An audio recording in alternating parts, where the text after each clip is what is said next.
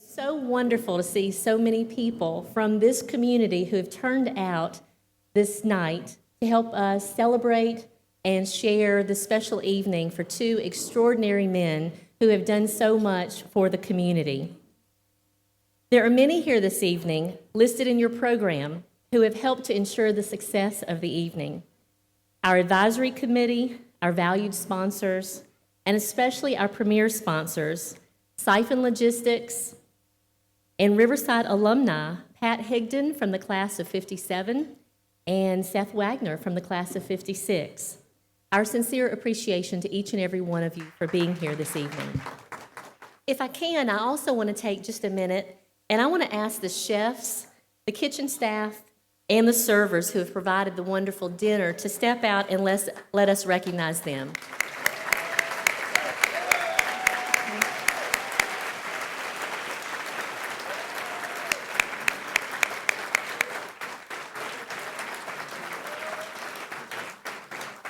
Thank you very much. The awards dinner is hosted by the Riverside Military Academy Foundation, which supports the mission of the Academy. The Foundation's priority is to establish a $5 million endowment with earnings that will provide tuition assistance to cadets with demonstrated financial need, which is one of Riverside's greatest philanthropic priorities. Through the generous support of those who attend this event each year, and those who have become founders and friends of the Foundation, we are already approaching $1 million that has been raised by the Foundation. To our board, our donors, and many, many supporters, thank you so much for the difference that you're making in the lives of young men, preparing them for success in college and in life after. At this time, Colonel Przewski is going to come up and he will continue with the evening's program and some special presentations.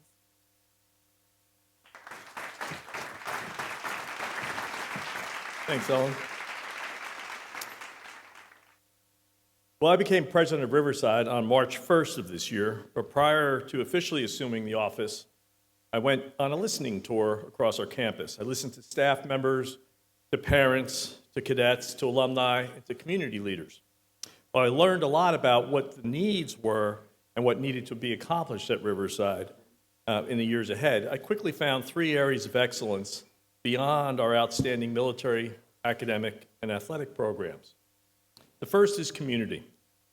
My wife Jean and I have moved 20 times in our 38 years of marriage, so it's our 20th home.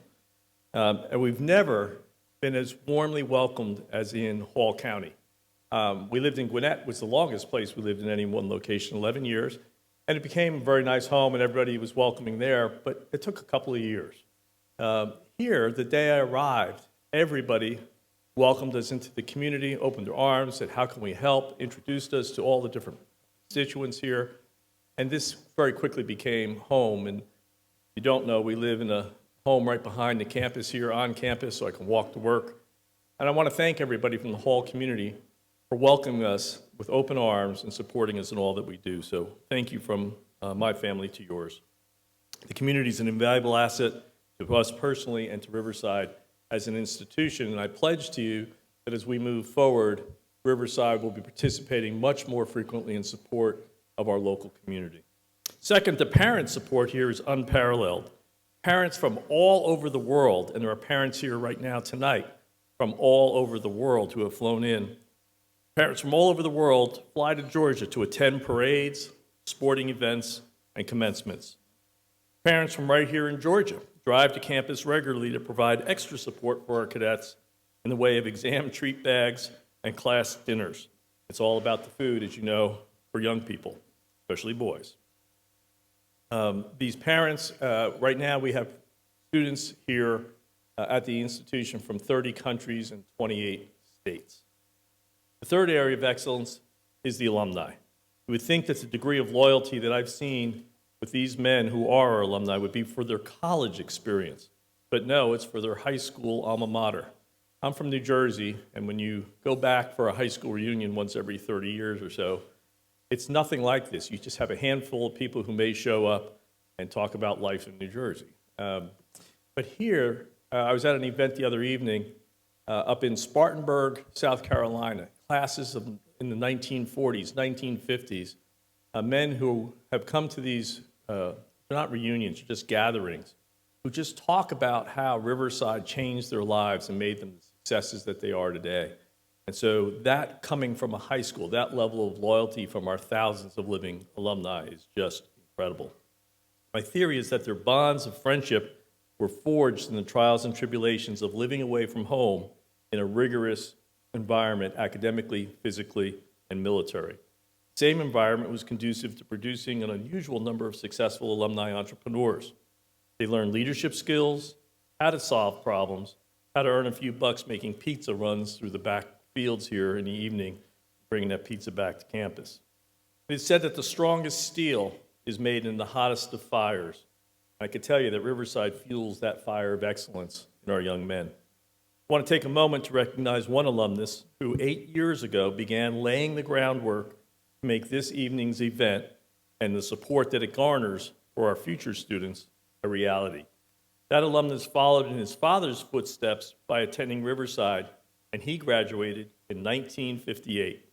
His career has been that of a true entrepreneur and as an owner of several Travel Plaza truck stops in the Southeast. So tonight we recognize his visionary leadership to establish this very event you're attending tonight, the Sandy Beaver Entrepreneurial Leadership Award Dinner and the RMA Foundation. He is a founding member of the foundation and today serves as the vice chairman of the Riverside Military Academy Foundation. I'd like to ask that Mr. Walter E. Smith, Jr. join me on stage as I present to him the Riverside Military Academy President's Leadership Award.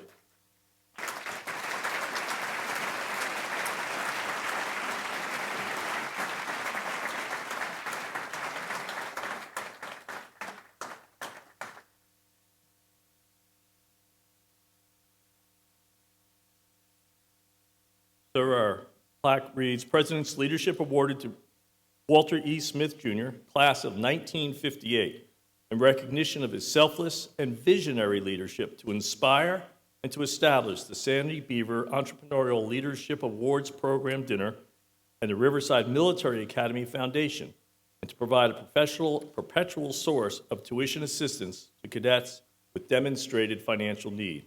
Presented this day, Riverside Military Academy. Thank you, sir.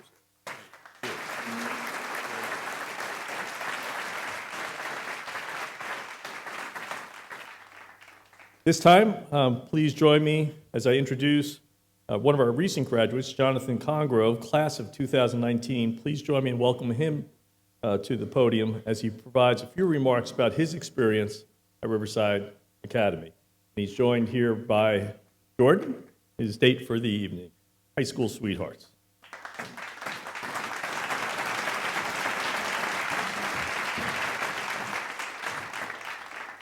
Good evening, everybody. My name is Jonathan Congrove. I'm from Cumming, Georgia, and I was a cadet at Riverside Military Academy for 2.5 years. I'm here to share with you my story and my Riverside experiences. I share this story not because it's unique or that it's any different from any of my other fellow graduates or alumni. I'm sharing this story because there are so many other common stories like mine, and I feel that it's very important to share these stories with you and my Riverside experience.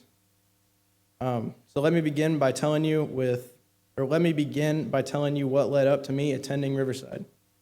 Before RMA, I was a student at a large public high school in Cumming, Georgia, named West Forsyth High School.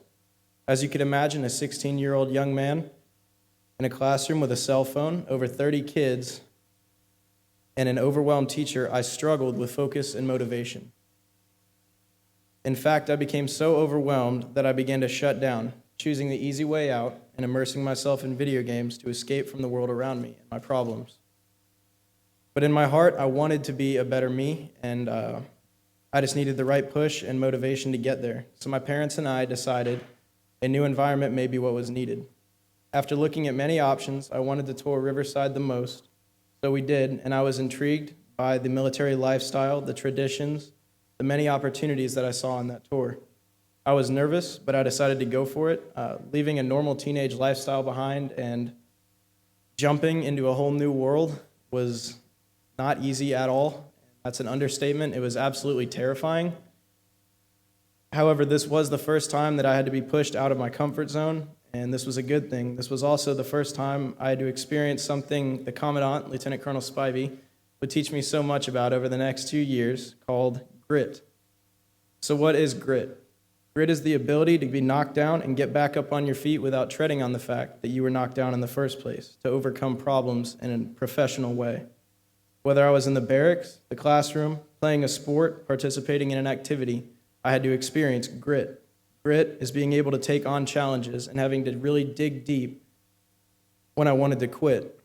Also, the endless push and the support, along with the countless pep talks from the Riverside family, always kept me going, helping me to see that I don't have to be perfect, and it's okay to struggle. It's normal to be nervous, like I am right now, as long as I overcome these obstacles and do it with character and integrity. The opportunities offered at this great academy are endless. For me, though, holding many leadership positions and being able to lead other young men was probably my favorite challenge. Learning to lead a group of peers who come from many different countries and states and backgrounds allowed me to learn the importance of not only being a leader, but being a good follower. Just as important, different ideas and beliefs while guiding them to achieve the same result. Learning to be a follower is just as important. Right now, I'm moving on to the next chapter of my life with an ROTC scholarship to the University of North Georgia, and the life skills that were ingrained in me while I attended Riverside prepared me for all of life's challenges that are ahead of me. I feel so much more advanced than my friends who stayed back home and did not attend Riverside. And I'm so grateful for the opportunities that I was presented with at this great school, and I would not be where I'm at today without them. Thank you guys, and have a great evening. That's just one of many fine examples of a product of Riverside Military Academy raised by the community, not just on this campus, but of the Hall County community, City of Gainesville, faculty, staff, alumni, and we'll continue to support you as you continue through your career. So we thank you for that. Note, too, he talked about the word grit, and grit is now something that you're reading about in research articles, magazine articles, about what's needed in the 21st century, the types of individuals. We need individuals who have grit. And I think so we've been leading the curve before they even knew what the curve was. So thank you, Jonathan, for being a great example for us, inspiring us. Tonight we're here to celebrate and honor two entrepreneurial leaders whose vision, passion, determination, personal values, and character emulate the legendary qualities of the award's namesake, General Sandy Beaver, again, who served this community as Riverside's president for over 50 years. We are privileged to remember Mr. Raymond Ray Headley Birch, Jr. for his entrepreneurial spirit, generosity, and leadership. Please join the Birch family and direct your attention to the screens as we honor the life and memory of Ray Birch with his video tribute. Ray Birch was born in 1929 in Nicholasville, Kentucky. While on a double date in college, Ray negotiated a swap so that he could get to know the cousin of his next-door neighbor, whose name was Madge. He and my mom married when he was 22 and she was 18, and they immediately were off to the Philippines for the Korean War, where they had their firstborn and conceived their second child. After the Air Force, his career in sales began with Ralston Purina in St. Louis, Missouri, before ultimately transferring to Gainesville, Georgia in 1957, where he made the transition to business development and the poultry business. He was very smart and very active and aggressive, and was a good entrepreneur and a poultry man. He was first with Twin Oaks Hatchery and then president of CWT Farms and later chairman of the board of CWT Farms. And he was one of the pioneers in exporting eggs to other countries. CWT Farms at that point was selling baby chicks primarily into the Caribbean. And the baby chick business was a high hazard business because shipping baby chicks by airplane is very risky, and mortality rates were quite high.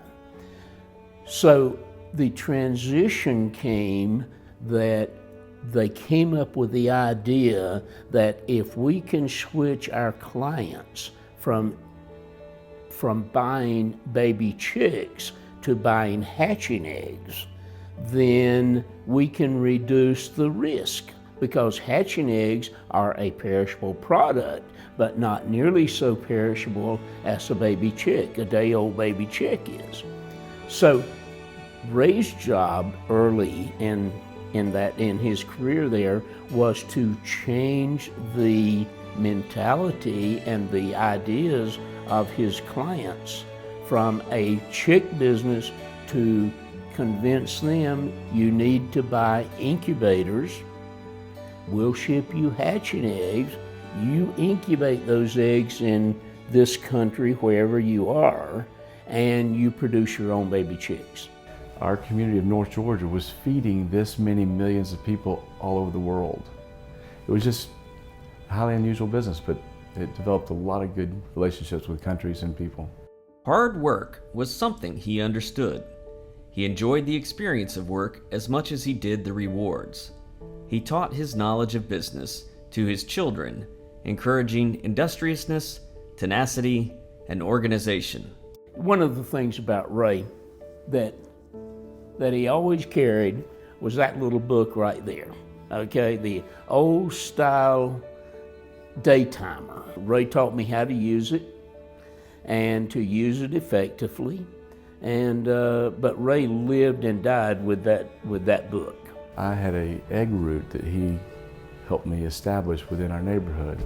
Every Wednesday I would call and say, Mrs. Haynes, Mrs. Dixon, how many dozen eggs would you like this Wednesday? 2 dozen, fine, be there now. And I would load up the riding lawnmower, the trailer behind, for the eggs that he brought and deliver to all the neighbors. He made sure it was always done. Did you call today? How were your receipts today? Are you giving good customer service? Have you checked the price? Are you price competitive with Green's Grocery? Go check that price and see if you're 10 cents underneath it. You get salesmanship, son. He was always so motivated that way, and I always appreciated it. He created that very much with my sisters, who are all very industrious, very business-minded. I think he was determined to do a good job and to expand those companies, which he did. But I think he also wanted to have an impact in a worthwhile way in Gainesville and Hall County to make it a better place to live and to give other people opportunities. So he was concerned beyond himself and beyond his company. No one placed a higher value on integrity and relationships, endearing him not only to his wife and children, but also to his clients around the world. My dad always said you can never have too many friends, and I think that's one thing that he cultivated and put a high priority on. Several, 3 or 4 times a month, we would have foreign guests in our home that always dressed differently, wore funny aftershaves, smelled differently, and had funny accents. But on a Wednesday night, typically 2 or 3 times a month, we would have formal nights in the dining room, all get dressed up on a school night, and just entertain guests. Those foreign customers really appreciated it because they were away from their own families, and consequently they would send their kids up to see us during the summer and stay with us. His whole mentality and personality was super positive. It was always, oh boy, let's go get this done, and he lived that. If Ray was vexed with something and he really wanted to express that, he'd say, confound it. His exclamations were, oh good gosh, or dad blame it.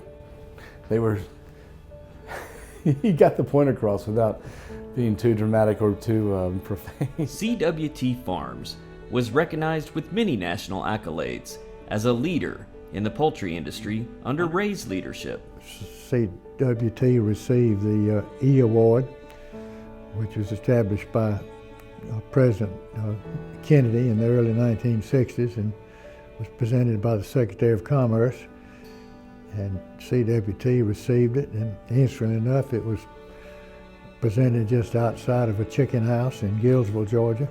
A platform built for the occasion and a big crowd, and officials from the U.S. Department of Commerce came to make that presentation. And later they received the E-Star Award for continued expansion. Of his many accomplishments, Ray held none dearer than his success as a husband, father, grandfather, and friend. I remember when he was separated from my mom in living quarters in the last 6 months of his life and putting into the nursing home section of their retirement facility. He said Mom and Dad were hugging while they were explaining they were dealing with the new separation. His wife of 66 years. And they met when she was 18. My mom said, Ray, it's been a wonderful ride. And Dad thought about it and I wouldn't change a thing.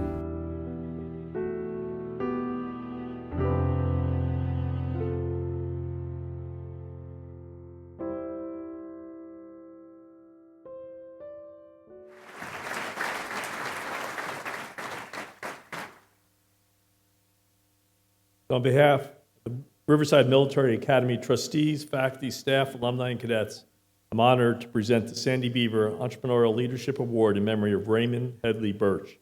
Accepting the award on his behalf is Ms. Madge Birch, who would ask to join me on the stage at this time, and I'd ask her family to also join us on the stage and stand behind her as she receives this award.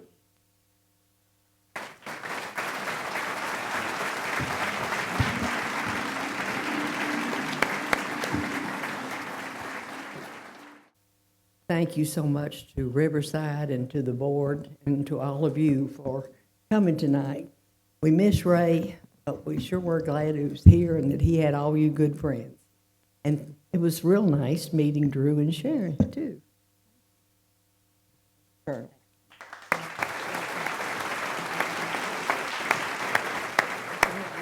I think everybody should aspire, frankly, to have a video, 7 minutes of your life, tell your life story like that. And so, ma'am, thank you for your husband, and thank you for the family that you produce and what you've done for this community. Thank you. We're also privileged to honor Mr. Jared Drew Eccles for his entrepreneurial spirit, generosity, and leadership. Please join the Eccles family and direct your attention to the screens again as we honor Drew with this video tribute. For more than 100 years, the Eccles family has been farming their land in northern Hall County.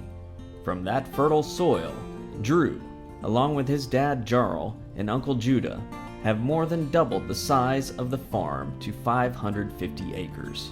Back in the late 70s and early 80s, I met Jimmy Eccles. I've watched J. Moore Farms kind of come out of the ground. That's where Drew's the happiest, I believe. Drew's just, when he's on the farm, it's just natural to him. Drew gets a lot of credit, but Shelley does most of the work, and that's the honest truth behind that family. Their two kids are just great, all actively involved out there in J. Moore in the business. I've watched J. Moore turn into an agritourism spot. I've watched them grow significantly. Watched him introduce the U-pick strawberries. He told me one time, wasn't too long ago, that he set out to be a peach farmer like his granddad. But ended up, he said, who'd ever believe that strawberries would be as big or bigger than peaches? Agritourism has become a big topic of conversation throughout all of Georgia. Drew is really a leader in that industry. Everything from the development of the corn maze to, heck, the strawberry picking thing was just as he and I were talking about it, I think they put an ad on Facebook one time, and the next thing you know, they had 20,000 people show up to pick strawberries, and they had to call the sheriff's department because they had too many cars and people were parking up and down 985. But it's because he had an idea. He's had that entrepreneur spirit, and talked his family into moving along with it, and it turned out to be a great venture and a great idea. My kids love going to do the apple cannon and shooting that and sliding down the slide, and he has really taken the next step in agritourism, I think, with what we see they do out there. He is driven. I mean, that's one of the things he wants to do is when he gets with Jay Moore, he wants to see it improve, grow, mature. In the last couple of years, he's grown the farm to over 500 acres. And I think just recently in 2019, I think it will be their largest pumpkin crop. I think they've gone from about 45 acres to I think 150 acres of pumpkins. So he's just looking every single turn. He's looking to something to grow Jay Moore. Good entrepreneur does things right, and because they last. I'd say one of the main traits of a good entrepreneur is they're very agile. They can adjust. Quick learners. They're doers, not talkers. Even though Drew's pretty good at talking. His cell phone rings non-stop. I mean, to get 45 minutes to sit down and eat and not have his cell phone ring, something's going on. His battery must be dead. Farming has a unique set of risks, as does running the retail aspects of the enterprise. But you've got, family involved and relationships and people they do business with that are counting on them to provide the crops. He understands the perils. He learned them when he was a kid growing up with his family that was in that business. He understands Mother Nature is fickle and she's going to do what she's going to do. And God gives us that challenge to adjust to His will. And I think He does that on an ongoing basis. And I don't think He worries about it much. I'm sure He's concerned because He has a big responsibility to a lot of people. And that's another trait of a good entrepreneur in my mind, is he understands his people are the ones that do it. What he provides for his people is a platform for them to perform. And he manages how they perform. And when it's freezing, they all get together and put smudge pots out. Or they get out the irrigation system and they sprinkle their crops in their little buds and let the ice form over them, and it creates insulation. So he knows what to do, and he does it. He doesn't hesitate. He just moves along, smiles, that little boyish smile he's got, and just keeps on going. Drew loves to be around folks. I mean, if there's somebody to talk to and work with, Drew's going to be right there with them. Outside of his work at Jay Moore, Drew is serving our community and the state of Georgia. He is actively involved with Leadership Hall, the Leadership Georgia Board of Trustees, and was appointed to the Georgia Soil and Water Conservation Board by former Governor Nathan Deal.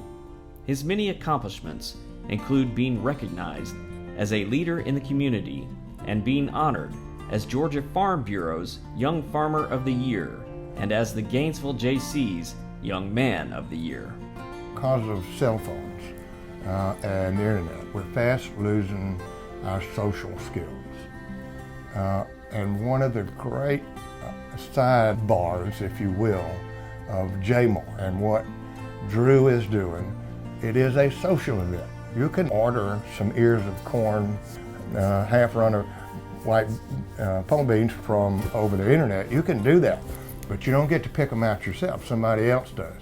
But to go out there and fiddle around in the fresh food and pick your own stuff up and talk with the people around you, it's going to be increasingly this little island, this little oasis of social contact. And Drew understands that.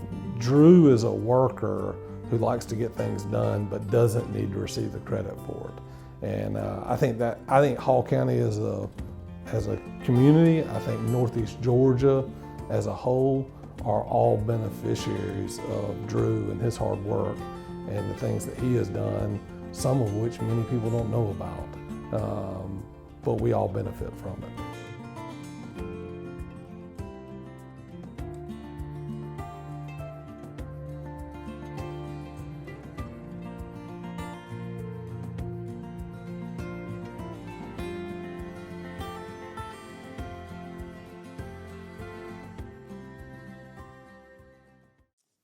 Drew, if you would join me on the stage with your family, please join behind him.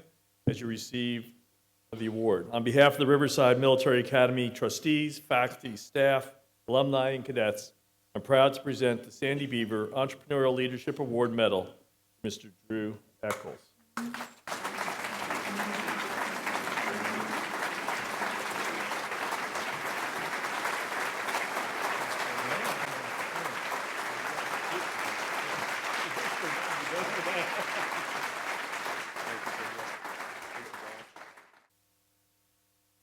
My goodness, y'all sit down right quick.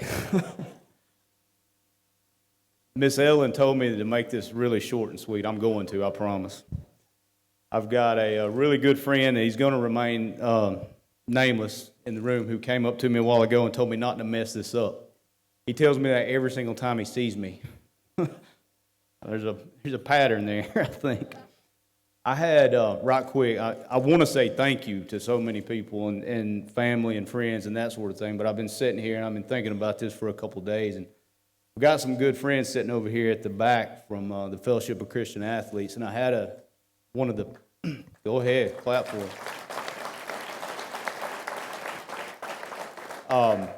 I'm going to share a story with you right quick while I've got a microphone. I'm never scared of microphones, but a couple months ago, as we all, as leaders and business owners and elected officials and all of us in here, I was overwhelmed, and we had a really good crop of peaches and strawberries, and everything's going our way, and you got all these people running around, and you feel like you can't control it all, and you kind of get a little bit down and out every now and then. But Clint Fair, he's not here with us tonight, but Jason's here. Jason's over there. Clint called me one morning, and he talked to me, and he asked me, did I have a grateful heart or a critical heart? And I mean, that hit me like a ton of bricks, and it made me feel really, really small and insignificant. But I started really thinking about that, and I thought about how grateful that I should be. And I looked around that day, and I looked at my family, our J Moore team sitting right over here, and family and friends here, and some back in the room, all over the room, and how grateful I am to have family and friends, and here, the Colonel. I was going to call it Colonel P, but I've been practicing this, Prashevsky. See there? Look at that. I got it. I've been practicing it all afternoon. He mentioned community a while ago, and what a great community. Look at all these business leaders and friends. What a great community, and how grateful we all should be. And I just want to say thank y'all, and I am eternally grateful for this award. So thank y'all very much. Thank you. They told me not to read it.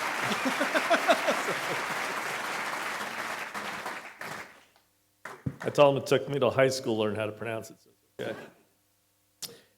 So just a couple quick closing remarks. If we could have the two families remain for just a moment for a photo together, just to memorialize this evening, I'd appreciate that. Ladies and gentlemen, this concludes our entire program. On behalf of all of us at Riverside Military Academy, we're grateful for your attendance.